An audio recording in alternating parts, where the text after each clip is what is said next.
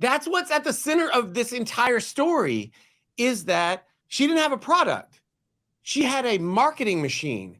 Yeah. She tapped into that thing that's inside of so many people, which was definitely inside of her, which is like, I want more, right? Yeah. It's ambition. And she promised people, and anyone who could just take the blinders off could see, well, this doesn't even make sense. It was never legitimate. I mean, you had a basic concept that you were pitching, but you never even tried to. This thing was never legitimate. This was always a scam for her. It was always going to be a scam. Had she timed her scam 18 months later, she could have made 10 times as much money. I mean, they basically say in bold caps, this is a Ponzi scheme. Our exit strategy is take the money and run.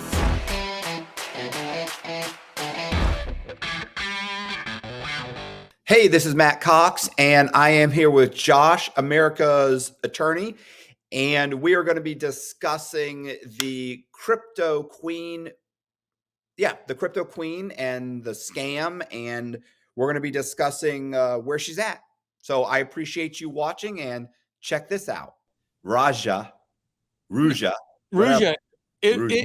Ignatova. I gotta call her the Crypto Queen because it's a totally awesome name, and she dubbed herself that, and that's like kind of, to me, the most important fact of this whole story.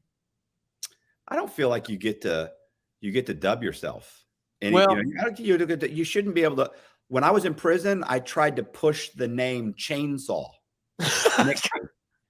Nobody would call me Chainsaw. And when they say, hey, well, what do they call you? I go, the Chainsaw. And they would look, guys would be like, no, man. Stop, bro. No, maybe handsaw. Yeah, you're not a chainsaw. Okay, so I know that you've seen the Seinfeld episode where George decides that he wants to be called T-Bone, right? Yes. So they go to lunch and he orders a T-bone steak, and then somebody beside him orders a T-bone steak, and they decide to call that guy T-Bone. And George is like, no, I ordered the T-bone first. I get to be called T-Bone. It's the coolest nickname. Yeah. You know what they end up calling him later in the episode? They see him like dancing in the hallway, stomping, and maybe he has a banana in his hand. They end up calling him Coco the monkey. So you definitely don't get to pick your own nickname. No, but she did. And that actually is that's what's at the center of this entire story, is that she didn't have a product. She had a marketing machine. Yeah. She tapped into that thing that's inside of so many people, which was definitely inside of her, which is like, I want more, right? Yeah. It's ambition. And she promised people, and anyone who could just take the blinders off could see, well, this doesn't even make sense. She even says that. Did you see the thing? Did you read the Department of Justice press release where they pulled excerpts where she even says this doesn't work with smart people? Yes. Our customers are crazy and idiots. Yeah. She was blatant about it.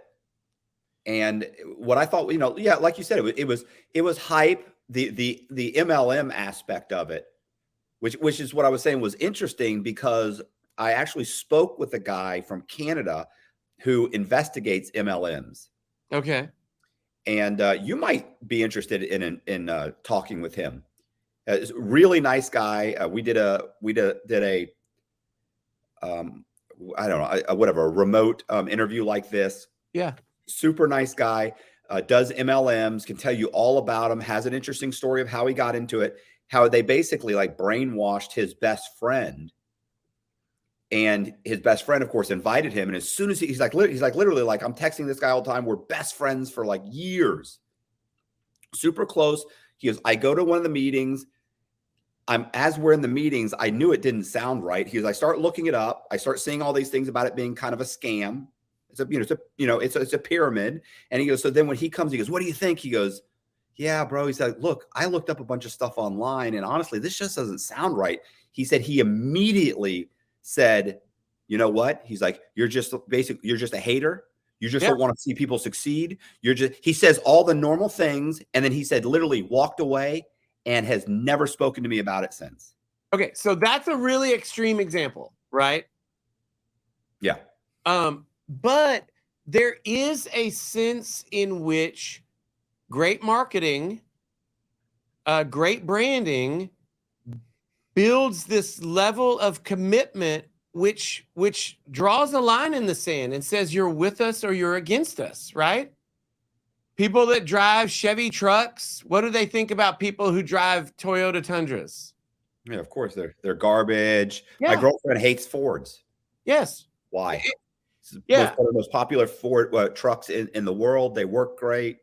What's the problem? Yeah. It's a fascinating thing when a person like Ignatova or a brand, a product can tap into this thing inside of us that wants something more, something different in our lives, and like it changes you. You get connected to it, and now it's a part of you. And this, like, it broke down this friendship that you're talking about. Right. Yeah. Crazy. So this is horrible, but you know, like most Ponzi schemes don't, not that this isn't well, in a way it could be a Ponzi. It is a Ponzi scheme. I mean, yeah, the Department of Justice has straight up labeled it as a Ponzi. They said they took early money. I mean, they took secondary money and gave it to early investors to prove that they were making money. Right, right. It just as a part of like, I call it the maintenance, as maintenance. Yep. For the scam. You have to maintain the scam for the longer you can maintain the illusion, the more sellable the scam is. But so what's interesting is most Ponzi schemes don't start off as Ponzi schemes. It's typically a legitimate investment strategy that goes wrong, and they typically will, like, we had a bad quarter, and then they cover it because they're afraid to tell their investors because they'll pull out, and then then the whole business collapses, and they're like, shoot. And they're like, usually it's some kind of anomaly. And they're like, it was an anomaly. It won't happen again. We'll make up for it over the next 6 months. And then something else goes wrong. And then so what ends up happening is ultimately they just get deeper and deeper, and it collapses in and on itself because they can't maintain it. Well, most of them start off legitimate. What I admire about hers is that it was never legitimate. Which is kind of I'm putting an asterisk by the word admire, but go on.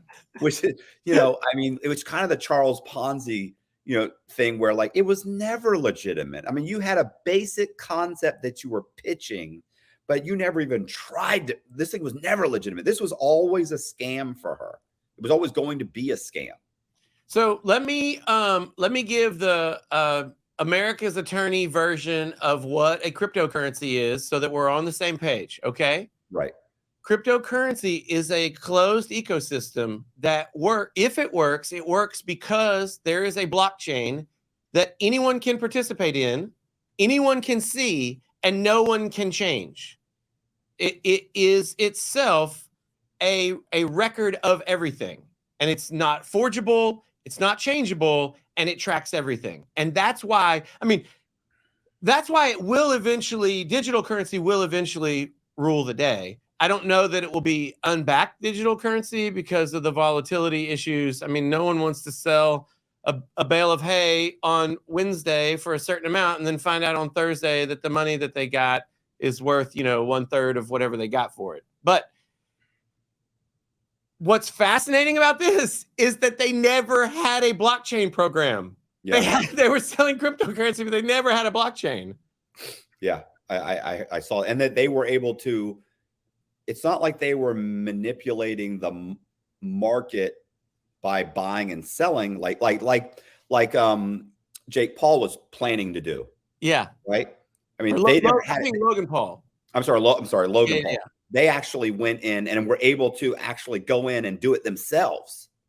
They were able to just change the numbers themselves to make it look like there was volatility and it was going up. And it was like, and then did you see the quotes where she's like, make sure we always close on an up as it's going up to build confidence. Yeah. So every day, let's close with it going up. So people feel good about it.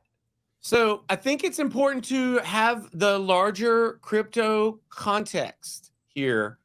This thing started in 14 and the wheels came off in 16 and she disappeared in 16. And I want to talk about her disappearance with you because I'm fascinated by it.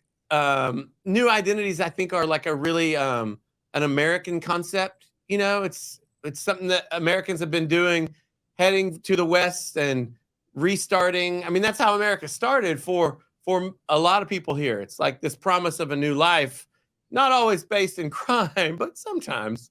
But so this company starts in 14. The wheels come off in the summer of 16. She disappears in October of 16. Bitcoin is happening, right? 17. Bitcoin is happening, but it doesn't blow up until 17. Oh, okay. Okay. Yeah, you're right. She disappears in 17. Oh, is that right? Oh, yeah. So she's indicted on October 12th, 2017. And on the 25th, she gets on a plane in Bulgaria, in Sofia, Bulgaria, and she flies to Athens, Greece. Yeah. And she's never seen since. Yeah. So I was off by 1 year, but the absolute rush into Bitcoin where it blew up happened after this. So her whole rise and fall occurred, although Bitcoin was definitely, surging. It was happening. It wasn't how it got to be for the 4-year period from 18 to 22. You feel like maybe people, took this as an example and just to put their money into Bitcoin instead of looking for the next best thing? Is that what, or? No, I don't think so. I actually think had she timed her scam 18 months later, she could have made 10 times as much money. Because yeah, I mean, what are you going to do with 4 billion? Yeah, because Bitcoin had already left the station and people are like, well, I can't invest in that. It's already gone up so much, but here's OneCoin. And that name is a baller name. OneCoin? It is, but are you telling me you're disappointed that she only got 4 billion? No. You're like, hey, she could have gotten 10. She's a sucker. Okay, so first of all, you're putting $4 billion words in my mouth. It never happened. The investments by country, they only got 50 million investments from invested from the U.S. in the first half of 2016. It's mostly Chinese money that she got. Oh, well, that's okay. Yeah. So, I mean, you make a joke and I get it, but the reality is, like, she took in when she was peaking in terms of the amount that she was stealing from the public, it was only 50 million from the US. That is not a lot of money on relative to the damage she was doing to people out in the world, right? Yes. You're a math whiz. What percent of 4 billion is 50 million? I don't know. I know. I don't know either. I think it's like maybe 1.2%. You know what? Turns out no one cares. Listen, I mean, 50 million? I'm good with 50 million. Yeah, you would be good with 50 million. I mean, that's all Val Kilmer wanted in The Saint, right? He was stealing money and he said 50 million and I'm out. I hope my editors will put that clip in. I love that movie. You do? The Saint? The acting is so bad. It's Val Kilmer. Okay. So, like, do you like it? Like, I mean, the way that I like it is because it's campy. I loved Val Kilmer? You mean The Saint? Yeah. I love the different identities and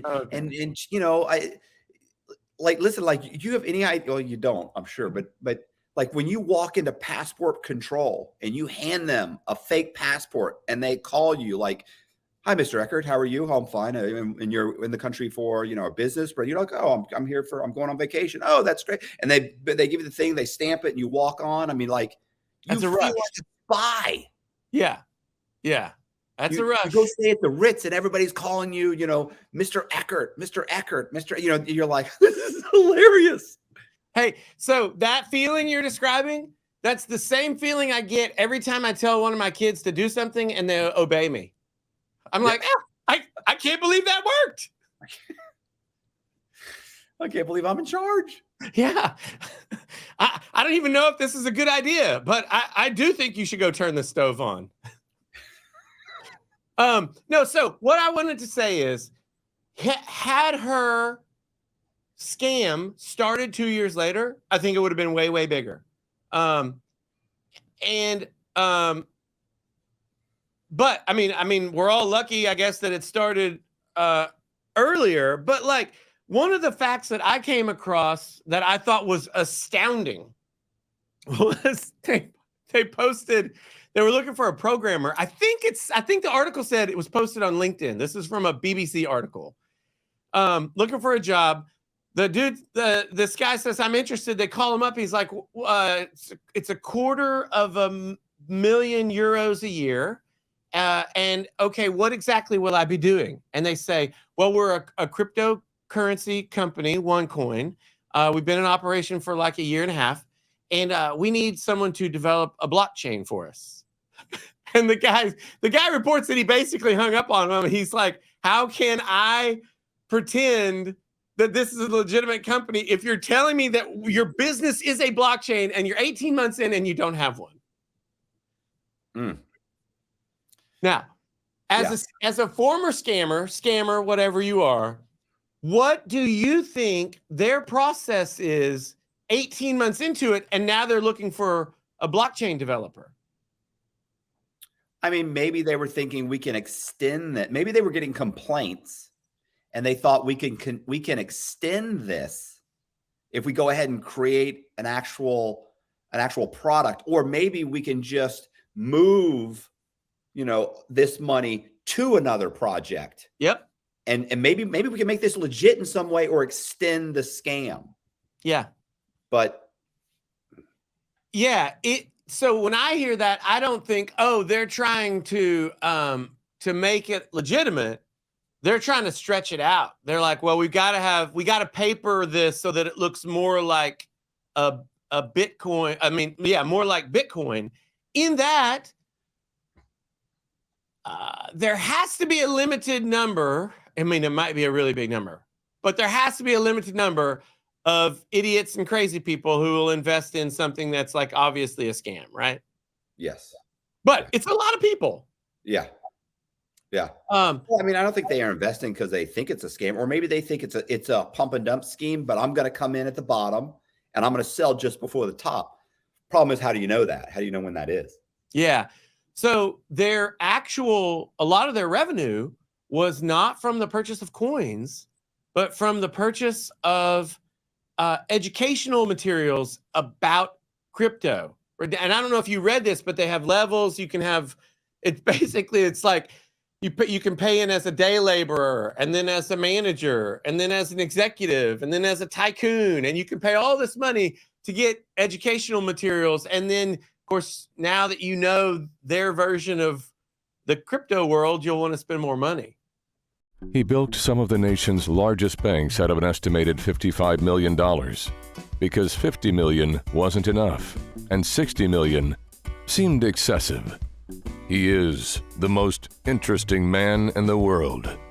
I don't typically commit crimes, but when I do, it's bank fraud. Stay greedy, my friends. Support the channel. Join Matthew Cox's Patreon. I didn't know that was the different levels, but I did know that, I knew it was obviously, the multi marketing. I also knew that they were selling courses. Yeah. The training courses. I didn't realize they were different levels, but I think, the thing I was going to ask you about, because when we get to her taking off, I watched there's like a 5-minute video I was going to mention to you. But the other thing I noticed is that I keep saying $15 billion. Is that what the entire scheme brought in? Because it looks like she made $4 billion and took off. But I've also seen it's a $15 billion scam. Yeah, I think 15 is the total amount of money they're saying that passed through the organization. Okay. And then 4 is what they, I think, believe that she and maybe also the other people at the top were able to get away with. Well, I mean, they were saying she's like hers is just 4 billion. I don't know what these like the other ones. They had this guy was at like 3. Somebody else was at like 1 point something. I don't know. So that's a lot of money, right? It's so much money. You know, in the US, she's got these little nothing charges. Fraud, conspiracy to commit fraud, wire fraud, securities fraud, maybe like 4 total counts. Like, right. That's nuts. She's obviously done way more than that. If they can prove 4, they can prove 400, 4,000. Well, I thought you were saying that 50 million came from the US. That was in the first half of 2016. Oh, okay. Yeah, so it wasn't the total. It wasn't the total amount. But that's really. So here's a question I have for you. Do you think there's some strategy involved with the U.S. attorney when they, like, you look at the scam and then you're like, oh, she got undercharged, right? They didn't throw the book at her. Well, they can only charge her for what the crime she committed in the United States.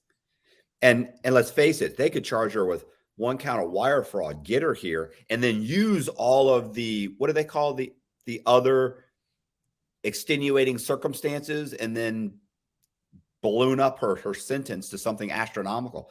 I know a guy that had like $100,000 fraud charge. They gave him like 30 years.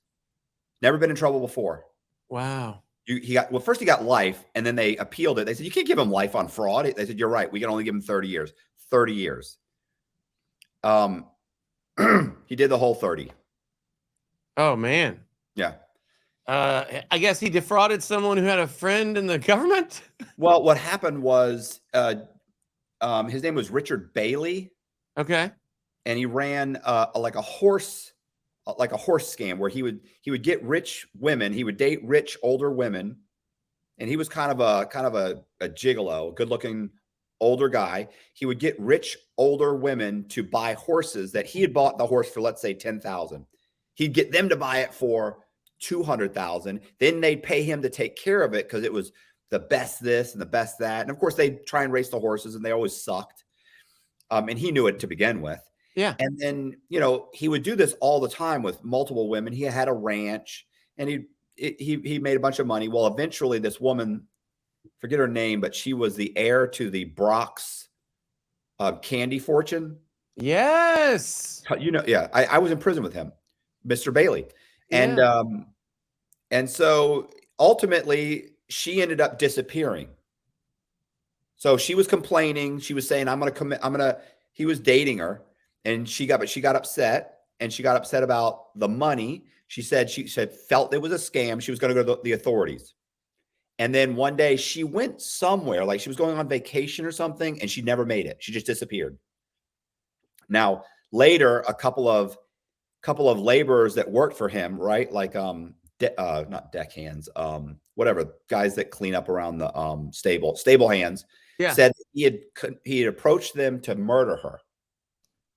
And oh, wow. Now, one of them ended up saying, we murdered her, or I murdered her, and he buried her somewhere. Then he could never find the body. Then he said, I didn't murder her. Bailey's always said, I didn't murder her. I don't know what happened to her. She went on vacation. She disappeared. I don't know. Yeah. And as far as fraud's concerned, she never complained about fraud. I don't know what any of that is.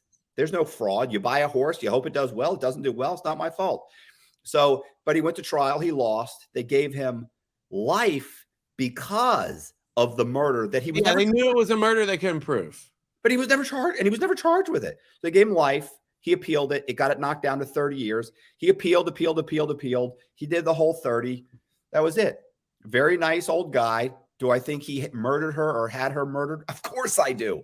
But he was never charged with murder. So I'm saying maybe they just say, hey, look, you're looking at 1 count of wire fraud. They get her over here and they say, listen, there's $15 billion missing. We're giving you 20 years, 30 years, whatever they could give her the max on. Well, they could give her 80 on these 4 charges. Oh, So, see? yeah.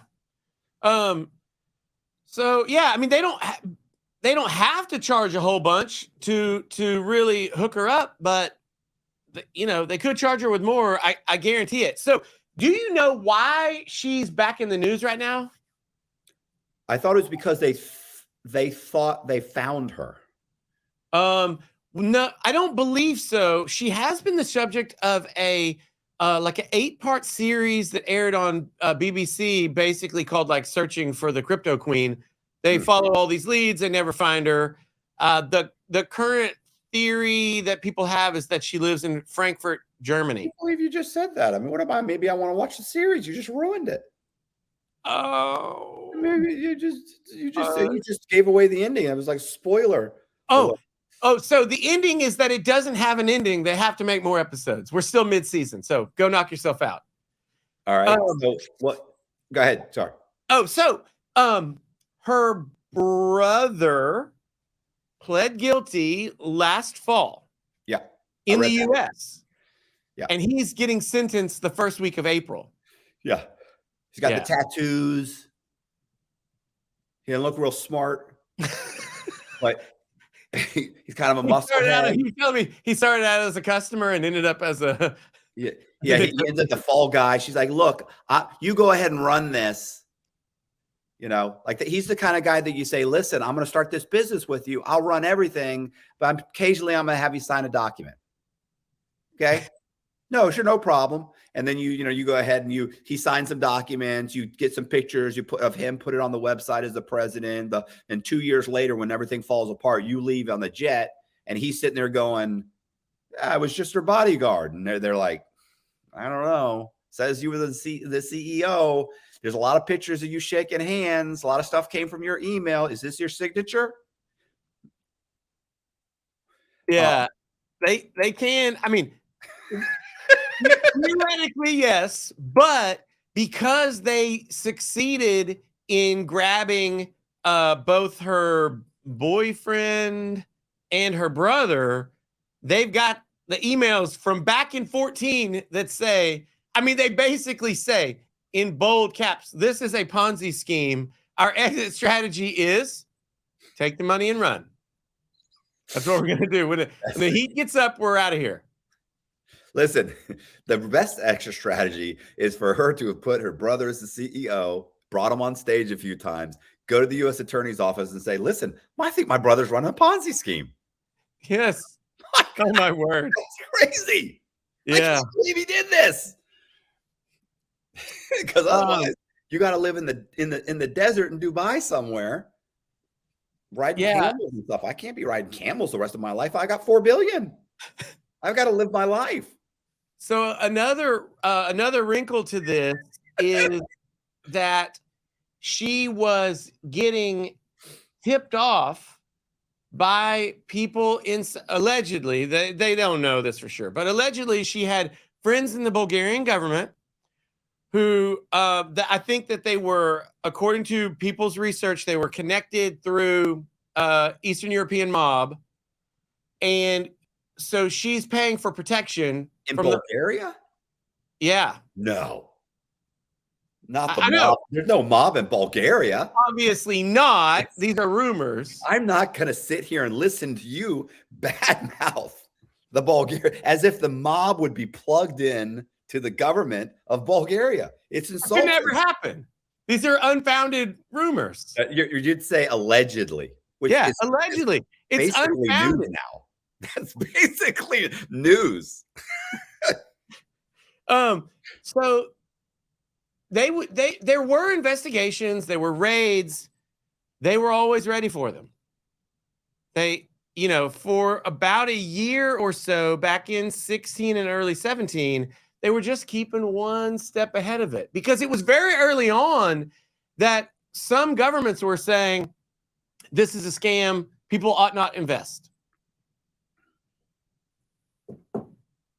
Yeah. It was the Ralph Nader of Vietnam, the consumer protection guru there. He said, this isn't real. Y'all stay out of it.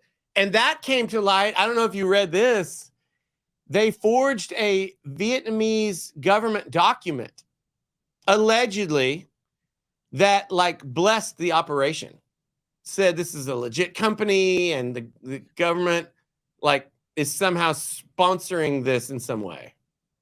Like they're like, okay, like they're signing off, they're giving it their okay. Yeah, well, you know, I mean, honestly, it's if it's from the Vietnamese government, I mean, let's face it, you could probably just walk in and get them to do it by just greasing somebody's palms. But yeah, maybe it's forgery.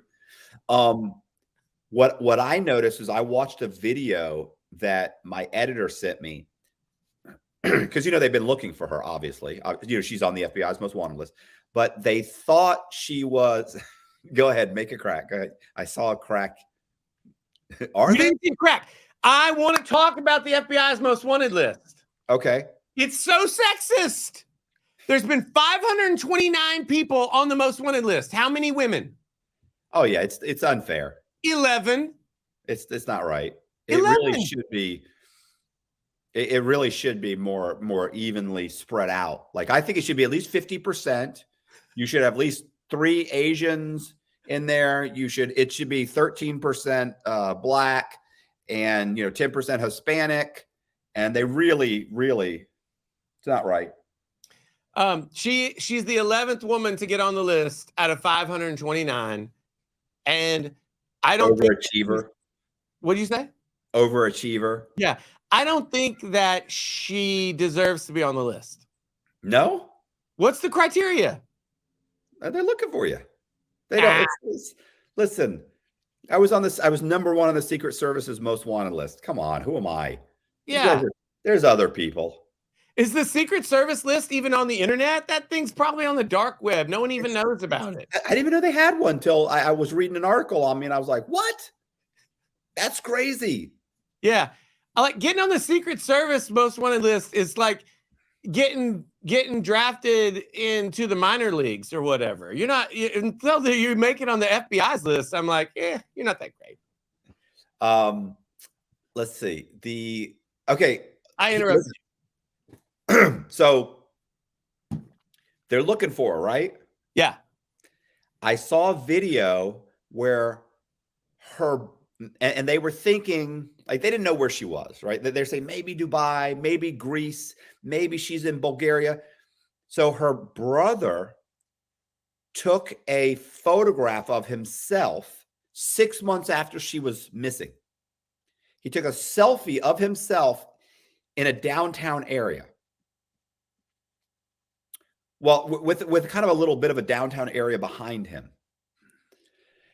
Some computer geek went on Google, tracked down, like, how much time do you have to do this?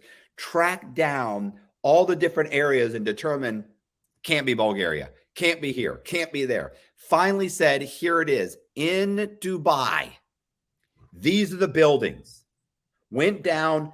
Then he went around until he could station it to the camera and angle it in such a way that he was like, these are the same buildings, matched up stains on walls, cracks, everything, and determined the exact location that he had to be standing in the backyard of this house when he took the picture, and has the actual address of the house where he believes it is. A civilian did this, or a government investigator? No, this is a civilian. I mean, they're saying this is where her house is.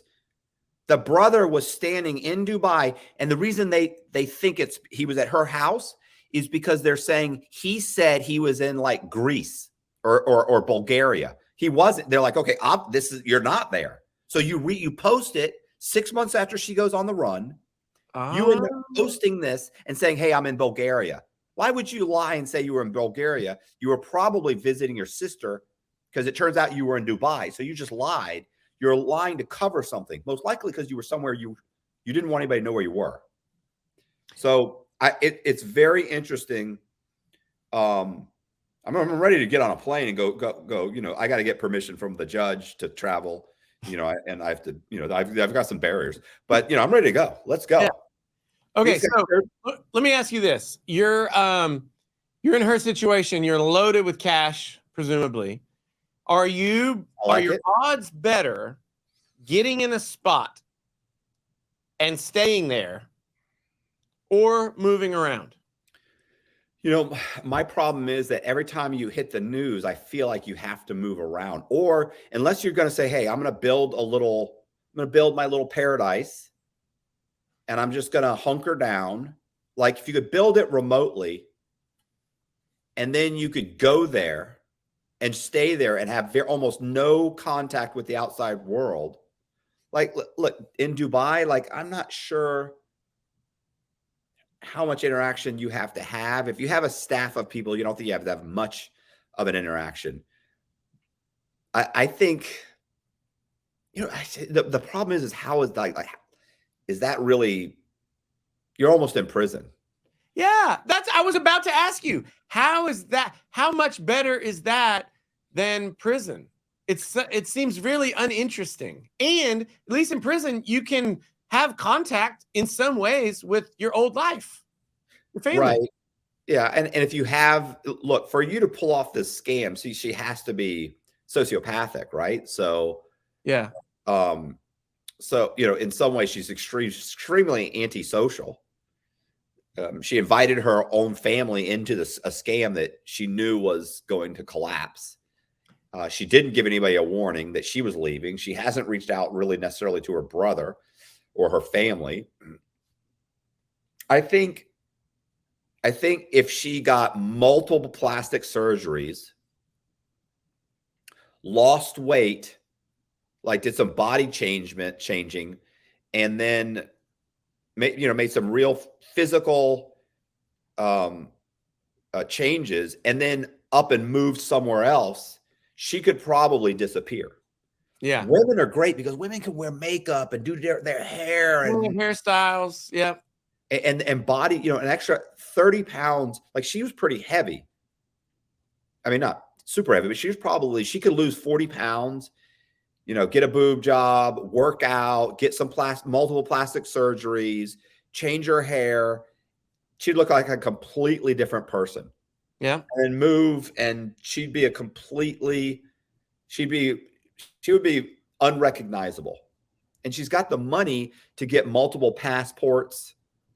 I think she could stay gone.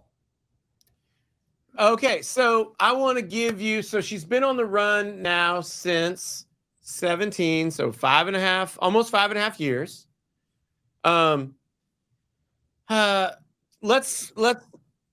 Let's put that aside, and I want you to tell me how long she can stay gone from now. Like today is day one. How long can she stay gone? I mean, I'm saying, if she's smart, probably indefinitely. Oh no, indefinitely. You don't think? Look, Whitey Bulger was gone for what, 16, 17 years? I knew a guy that was on the run for 25 years. The problem is, I don't think it's that they track you down as much as you just make a mistake. Mm-hmm. Yeah. That's what happens. You get so lazy and so overly confident that you end up going, you know what? I can reach out to Jimmy. I haven't talked to my old buddy Jimmy. It's been a decade. I can reach out to Jimmy, and thinking they've forgotten about me. I haven't been in the news. I'd like to know what's going on. He can catch me up. And you reach out to him, and Jimmy, guess what? Jimmy's son got arrested. He's in federal prison right now. And the FBI said, listen, if your old buddy, you know, so-and-so ever reaches out to you, we can get your son out of prison if you'll help set him up. And sure enough, that's it. Like so I have, my assumption is that the degree to which she can be associated with her brother is very, very, very, very slight, right? In his pre-apprehension state. So like the first 2 years she was on the run. Yeah. I guarantee you they've had no contact since then, right? No. Not unless it was through a family member and it was in the confidence of visitation. How how much leverage does he have in his sentencing if he can produce information that brings her in? So you know how I've mentioned, I think I mentioned this to you. In all my time of seeing people's plea agreements, and you know what a Rule 35 is and a 5K one. So typically in the federal system, unlike the state, in most states, they'll say, look, if you're getting 10 years, if you do this, we'll give you 4 years. And they'll put it in writing. Yeah. And the judge can be bound by that. So in some states, in the federal system, they will not promise you anything. It's like, you do this and we'll consider it. And they go, oh, how much will you give me off? No, we'll think about what to give you off after you deliver. I've only seen, in 13 years of federal prison, I've seen one document where the government actually agreed that they would reduce the guy's sentence if he cooperated. They wouldn't tell him how much. Yeah, they wouldn't tell him how much. Do you know who signed that document? Robert Mueller. Ah, okay. I've heard of him. Yeah, when he was U.S. attorney for the in California, in San Francisco, he signed a document with a buddy of mine who said, look, if you will cooperate and answer these questions, and there's indictments, we'll reduce your sentence. No ifs, ands, or buts. And he signed it, and they reduced my buddy's sentence. The government, by the way, Mueller then went on to be FBI director, and the new U.S. attorney said, we don't even know what you're talking about. We've never, there's no, and he didn't realize that this guy, that my buddy had the document. So he sends in the document, and they go, he got resentenced, and they were like, oh, well, we didn't realize. Anyway, so this guy's in that kind of position. He could get that. He could get them to guarantee a reduction. Yeah, maybe, but not a specific amount. Maybe even a specific amount, because think about it. They don't have a prayer. Yeah, so her trail is so here are the elements to me. Her trail is really cold. I mean, at least to us, right? Because she's been out so long. Maybe they have leads we don't know about, but her trail is really cold. She is basically a celebrity in terms of the scope of her scam, and she's the top of the pyramid in that scam. Right. And she's made them look very foolish by avoiding capture for 5 years. They don't like to look bad. The U.S. government has a real issue looking foolish. He doesn't know where she is, but he knows the names of people who would know either where she is or the names of people who know where she is, right? He might know her address. Yeah. I mean, he took a picture in her backyard, according to these guys. My guess is that he knows the names of the people who helped her disappear, because those people also helped him disappear, right? I'm not sure. Did he disappear? I thought was he arrested and as himself? I mean, yeah, he was hiding for a while before he got brought in. Do we know if he had a fake passport or if he was just kind of hiding out? I do not know. You know what's funny is, like, people think it's so, oh, I'll just take off on the run. It's like, really? Like, that's not so easy to avoid law enforcement forever. You're never going to have interaction with law enforcement where they say, hey, let me see your ID. Let me see your passport. Like, that's difficult to do. You have to start a new identity. Anyone who operates a motor vehicle can have an involuntary interaction with law enforcement anytime. And actually, I did a video on my channel a couple months ago of a guy who's just walking down the sidewalk and he got pulled over. Right. Yeah. Yeah. You know, and you've seen those videos with the on TikTok with the guys that, what do they call them? The First Amendment auditors, or sure. Second Amendment auditors or whatever. where they're like, well, I'm not going to give you my idea. What am I like? You can try that. But if I was already wanted, like, that's not the approach I want to take. I want to go, yeah. I want to be like, yeah, I got my ID right now. Sure. What's going on? Why? What happened? Who are you looking for? Like, that's what I want to do. Yeah. Well, but you were also good at it for a while. So, oh, yeah. Yeah. Hanging out with them. I'll hang out with you. Let's go to dinner. Yeah. So he can't, her brother can't hand law enforcement her on a silver platter. Not even close. But he can give helpful information, right? Right. Presumably in some way, even if it's just layers that they have to dig through. Well, he's not, let's face it, he's not what do you think he's facing anyway? I mean, how much time do you think he'll get? He's certainly not the top dog. He's not the brightest bulb in the house. Yeah, I would need to look at his charges. I guess he's like, if she's the crypto queen, he's like the crypto jack or the. I was going to say, I was thinking more like the gesture. You saw him. Yeah, the crypto jester. You know, I mean, probably like 7 or 8 years, right? I don't know. Yeah. So you give him 10 years, he gets a drug program, some halfway house. It's good time. This guy's going to be out in 7 years, 6 years. He'll be fine. He'll be fine. Yeah, let's say, yeah, you're right. 8-10 years, something like that. Yeah. Okay. How about this? We're going to give you 2 years. When you get out, you need to lead us to her within 2 years, or else you're coming back in for another 5 years. I know that's not how they do it. I know, but is that not that would be a great story. Right? It would be like, it's you know, that you're getting creative, way more creative than they would get. Like they don't have that type of creativity in them. Right. He needs to do a legitimate stint in prison, and then he needs to get out, and they just need to use him to get to her. But they'll never do that for a number of reasons. One of them is like, their attitude is they don't need this guy. We'll go find her on our own. We're the best. Yeah. Well, let's face it. They don't.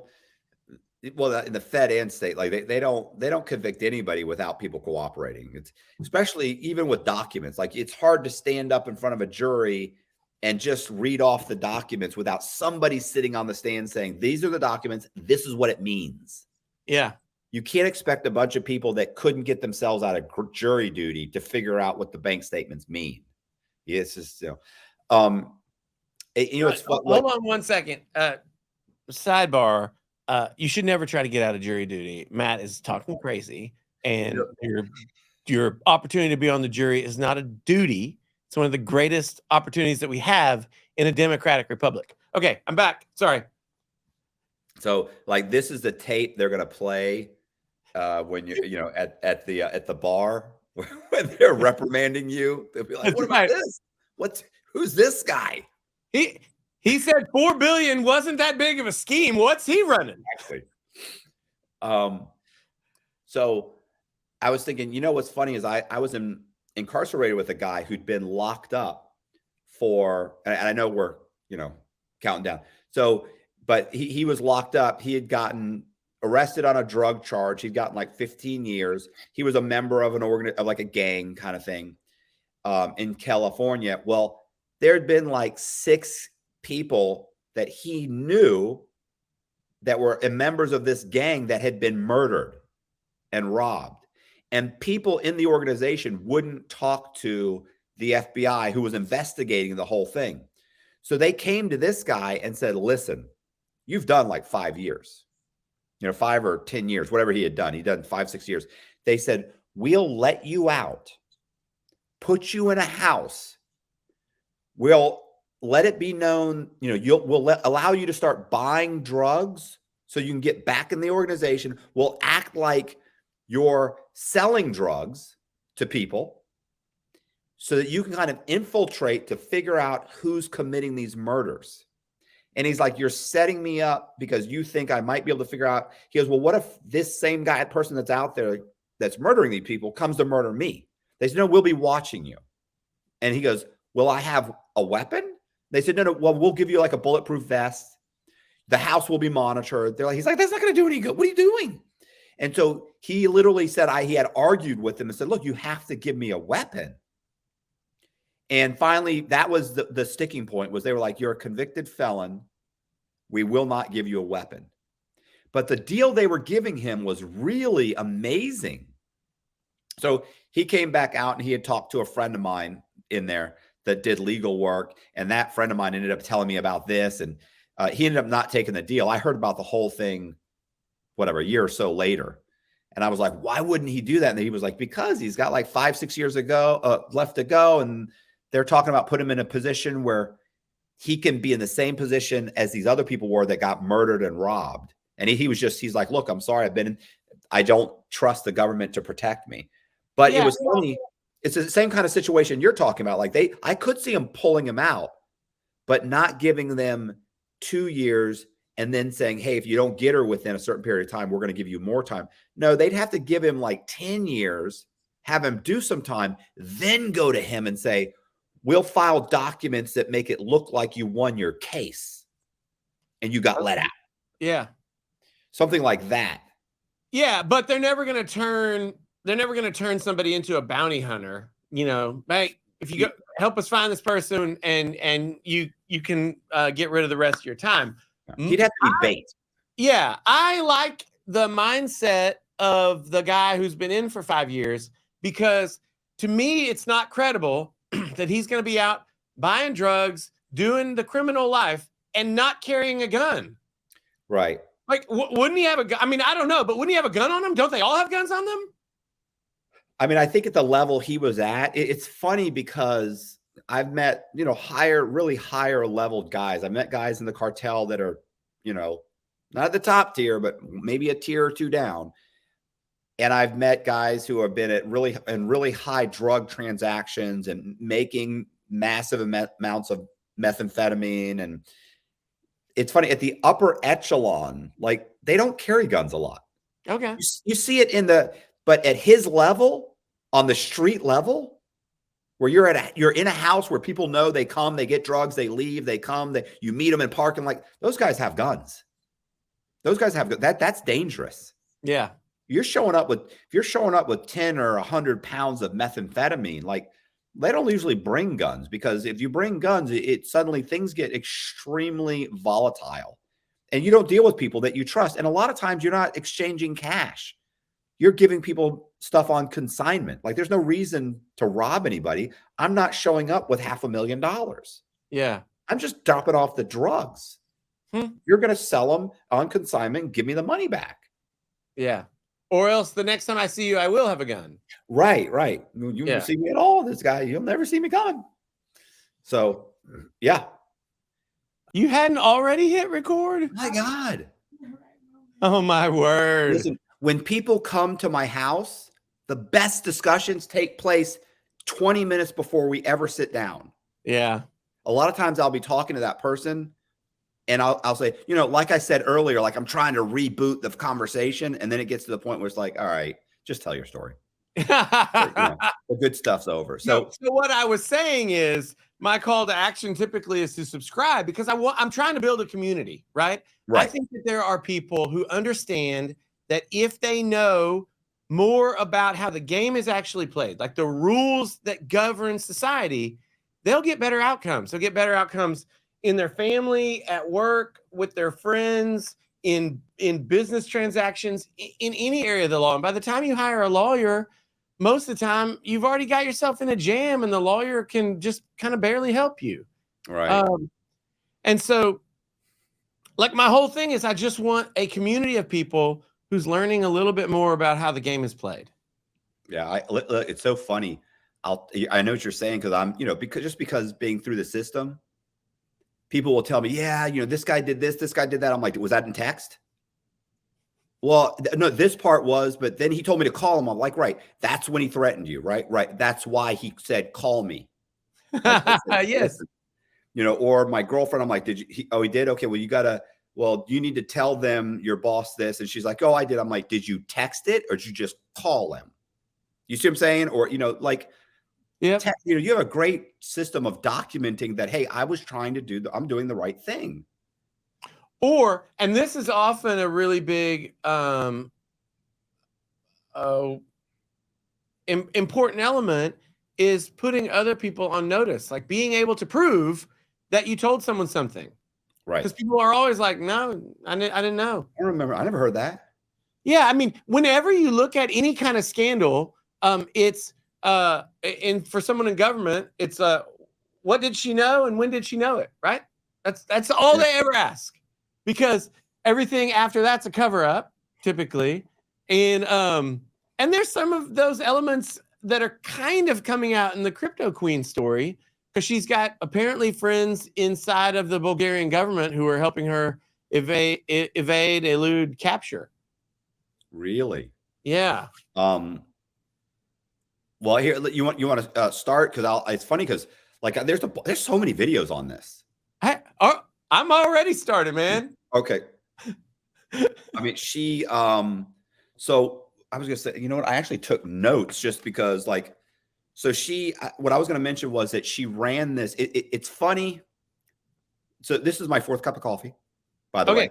Wait, before you go on, I want you to tell me how to pronounce her first name. Last name, Ignatova. First name, is it Ruja? I was going to say Ruja with a J. Ruja. Okay. But who knows? Kind of a Z-ish J. Ruja. I like that. According to Wiki, that could be right. You know, you go to YouTube and ask them to pronounce names. Yeah. Okay. You can say pronounce and then give them the name, and then they'll eat all kinds of stuff. Because trust me, I can't. I was raised in the South. I was educated here. I can't pronounce anything. Ruja Ignatova, Crypto Queen. I keep saying there's a guy I'm doing a story on, and there's one of the characters is named Jesus. Yeah, Jesus, maybe. I know, and my girlfriend keeps saying, Jesus. I'm like, it says Jesus. She's like, it's Jesus. And I'm like, okay, I get it. But I mean, it's easier to just say Jesus. She's like, yeah, but that's not how you say it. I'm like, well, all right. She's very Christian. So yeah, anyway, so if you like the video, do me a favor and hit the subscribe button, hit the bell so you get notified of videos just like this one. Leave me a comment in the comments section. And if you be so kind, I'd love it if you guys would subscribe to my Patreon. It's in the description. Also, all of my books are available in the description, and I really appreciate it. If you want to contact me, my email